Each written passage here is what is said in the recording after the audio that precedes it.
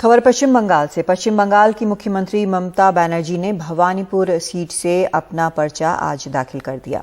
इस साल की शुरुआत में हुए विधानसभा चुनाव में ममता भवानीपुर की बजाय नंदीग्राम से चुनाव लड़ी थी, जहां बीजेपी के सुवेंदु अधिकारी ने उन्हें हरा दिया था।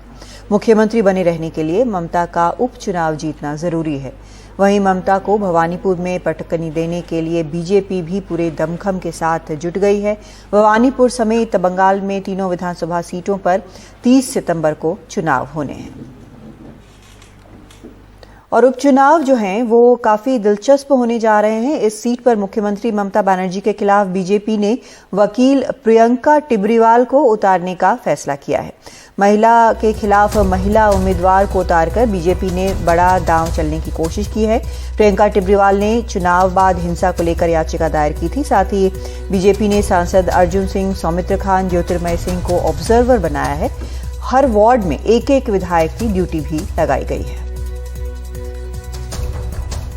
और सीधा रुख करते हैं हमारे वरिष्ठ सहयोगी अखिलेश शर्मा का। अखिलेश, ममता बनर्जी के खिलाफ प्रियंका टिब्रीवाल को उतारा जा रहा है, लेकिन बीजेपी के लिए सबसे बड़ा फैक्टर विनेबिलिटी होती है, तो आखिर क्या है, कौन है ये प्रियंका टिब्रीवाल? देखिए, प्रियंका टिब्रीवाल 2014 में बीजेपी से जुड़ी थी। वो बाबुल सुप्रियो की कानूनी सलाहकार थी और वही उनको बीजेपी में लेकर के आए थे। हालांकि प्रियंका टिब्रीवाल ने 2 बार चुनाव लड़े। एक बार तो कोलकाता नगर निगम का चुनाव लड़ा वार्ड का, जिसमें वो हार गई, और इसी साल विधानसभा का चुनाव लड़ा था, वो भी भारी अंतर के साथ वो हारी हैं। तो 2 बार किस्मत आजमाई, दोनों बार वो हार चुकी हैं। अभी वो चर्चा में आई थी जब पश्चिम बंगाल विधानसभा चुनाव के नतीजे आने के बाद बीजेपी ने शिकायत की थी कि उसके कार्यकर्ताओं को जबरदस्त हिंसा का निशाना शिकार होना पड़ा था, और उसके बाद कोलकाता हाईकोर्ट में एक याचिका भी टिब्रीवाल ने दायर की थी, जिसके आधार पर सीबीआई जांच का आदेश दिया गया है।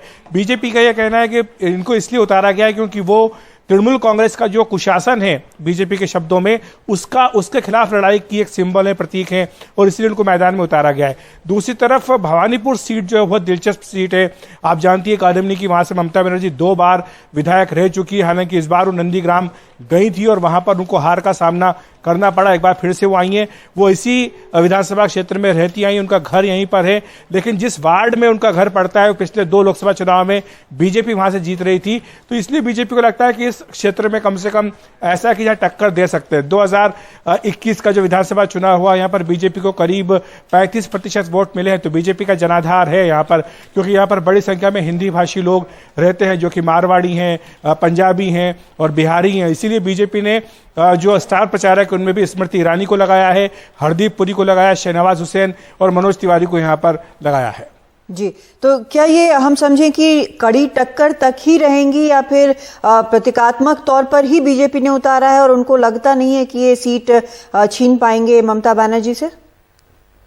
बीजेपी का जनाधार यहां पर है। हालांकि टीएमसी ये कह रही है कि प्रियंका अपनी जमानत तक नहीं बचा पाएंगी, लेकिन सवाल यही रहेगा कि क्या बीजेपी का जो जनाधार अभी तक दिखता आया है इस विधानसभा सीट पर, क्या वो इस चुनाव में भी दिखेगा?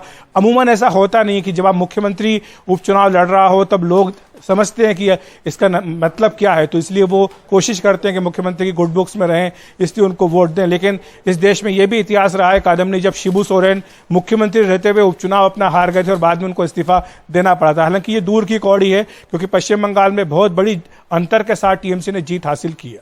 जी।